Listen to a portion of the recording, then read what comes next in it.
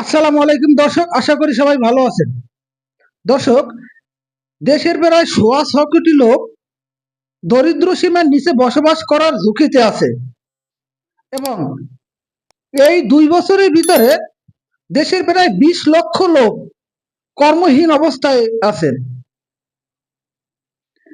একটা দেশের যদি ২০ লক্ষ লোক কর্মহীন অবস্থায় থাকে, তাহলে বুঝতেই পারছেন যে সে দেশের অর্থনীতি কোন জায়গায় গিয়ে ঠেকবে।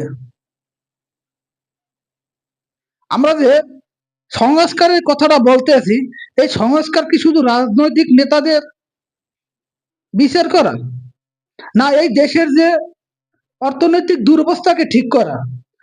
এই এই ১.৫ বছরের ভিতরে অর্থনৈতিক দুরবস্থা ঠিক করার চেয়ে আমি মনে করি যে শুধু রাজনৈতিক নেতাদের নিয়ে পড়ে আছে আমাদের প্রশাসন, আমাদের দেশ।